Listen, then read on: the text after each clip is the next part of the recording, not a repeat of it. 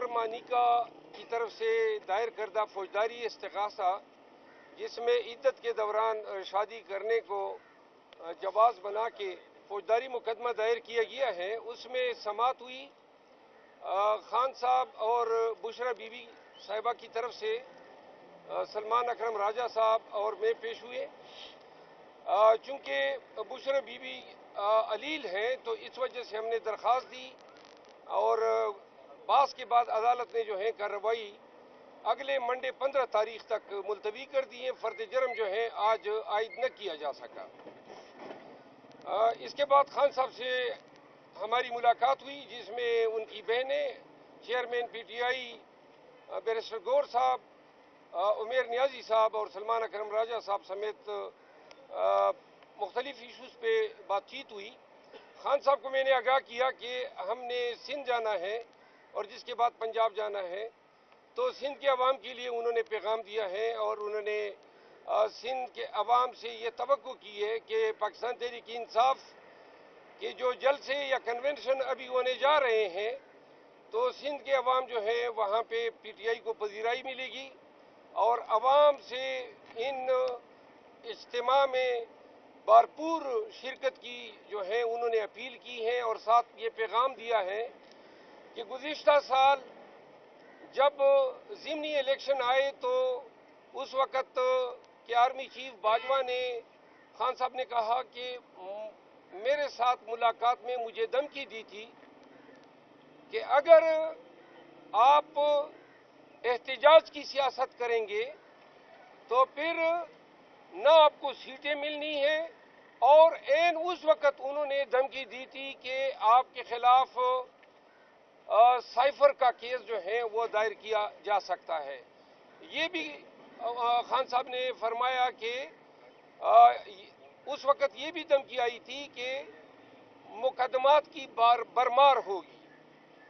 خان صاحب نے سندھ کے عوام کو یہ پیغام دیے کہ 15 سال پاکستان پیپل پارٹی نے مسلسل جو ہے سندھ پہ حکومت کی ہے، اور کراچی کا شہر، سندھ پہ بعد میں بات کروں گا، کراچی کے شہر کی جو محرومیاں ہیں، وہ شہر جو پورے پاکستان کو پالتا ہے اور جس کو روشنیوں کا شہر کہا گیا اور جن کے عوام کو باشعور پڑھا لکھا پاکستانی سمجھا جاتا ہے، ان کے حقوق پہ 15 سال ڈاکے ڈالے گئے، کراچی کی محرومیاں بڑھتی گئی، اور جو شہر پورے ملک کا پالنے والا ہے وہ خود اپنے حکام یا حکومت کی وجہ سے سب سے زیادہ زوال پذیر رہا۔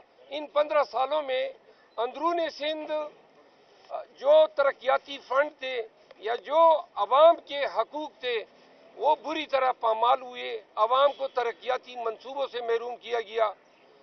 انہوں نے یہ کہا کہ سندھ کے عوام جو ہیں ان کی محرومیاں رہتی ہے ایڈریس ہونے کے لیے، اور پاکستان تحریک انصاف اس عہد کے ساتھ آ رہی ہے کہ جب باجوہ کے ساتھ ہم نے انکار کیا تھا کہ ہم نے پاکستان کے عوام کو حقیقی آزادی سے ہمکنار کرنا ہے، تو اس میں یہ عہد پوشیدہ تھا کہ جن علاقوں میں بالخصوص سینٹرل پنجاب اور سندھ، جہاں پہ پاکستان کی 76 سالہ تاریخ میں 32 سال آرمی نے حکمرانی کی پاکستان پہ اور 32 سال ان دو پارٹیز نے حکمرانی کی، اور یہی اشرافیہ ہے۔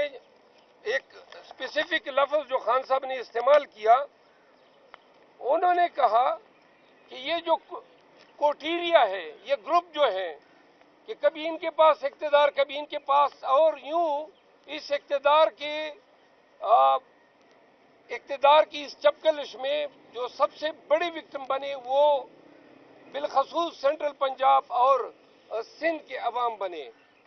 انہوں نے کہا کہ پاکستان کے عوام، یہ سندھ کے عوام کے لیے میسج دیتے ہوئے انہوں نے فرمایا کہ جب پاناما ریلیز ہوا تو مے فیئر میں 4 پراپرٹیز جو تھی وہ شریف فیملی کی منظر عام پہ آئی۔ 18 ارب روپے کا ایک مکان حسن شریف کی ملکیت نکلا، پھر شہباز شریف 24 ارب کے मालिक जो है सामने आए। मकसूद चपड़ासी के 16 अरब रुपए निकले। और आज जब हम जहां खड़े हैं तो पता चलता है कि मकसूद चपड़ासी के 16 अरब समेत तमाम पानामा के चार्जेस, मेफेयर के 18 अरब रुपए की प्रॉपर्टी, इन तमाम से शरीफ खानदान को जो है अदालतों ने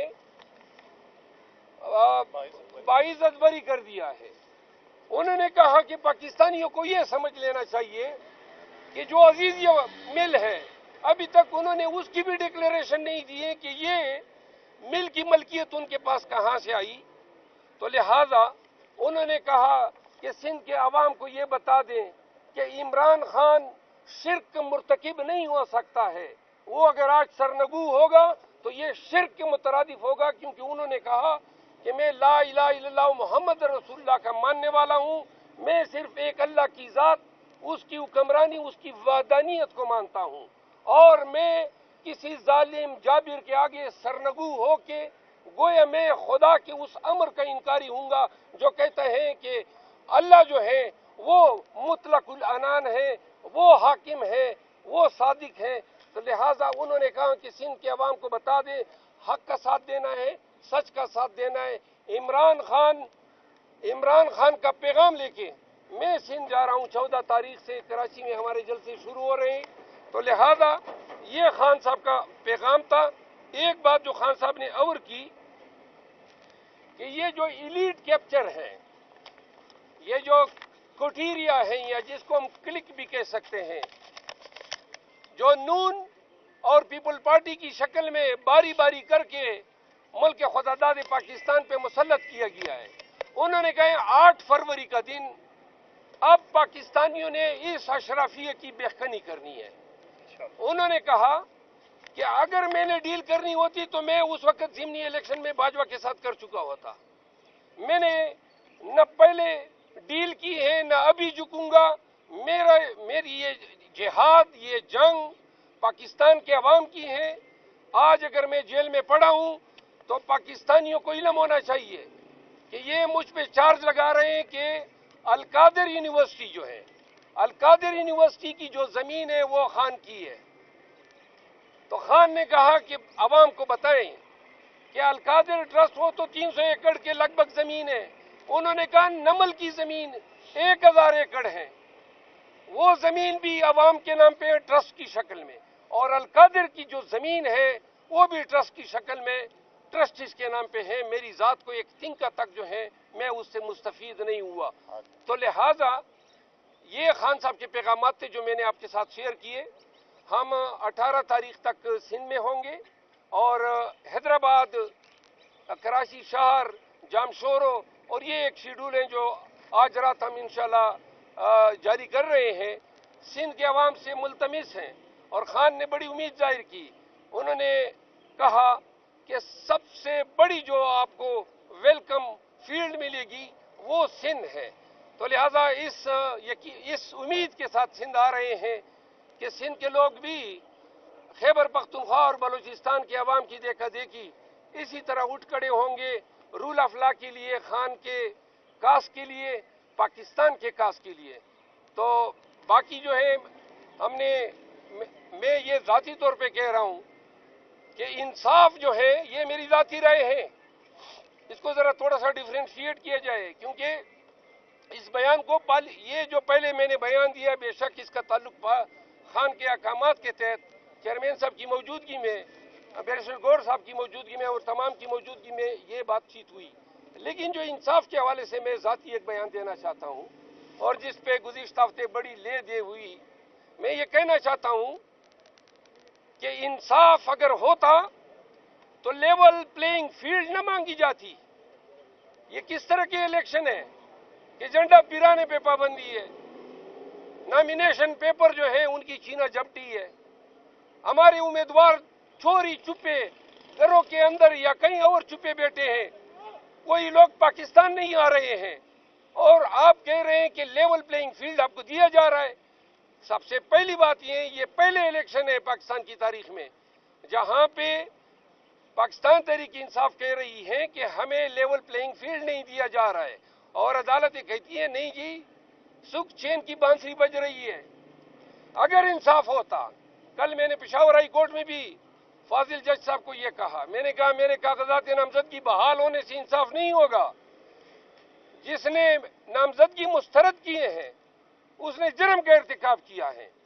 یہ کیسے فیصلے ہیں؟ 100% ریجیکشن کے فیصلے 100% جو ہے وہ سیٹیسائیڈ ہوئے، یعنی کہ 100% فیصلے غلط تھے.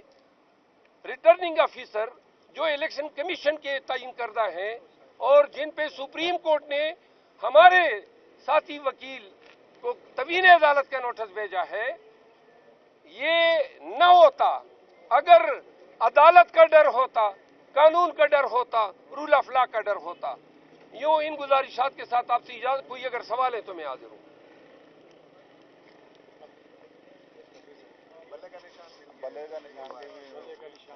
اچھا، میں آپ کو بتا دوں، میں نے 2 باتیں کی تھی. میں نے یہ کہا تھا کہ بلے کا نشان بھی ملے گا،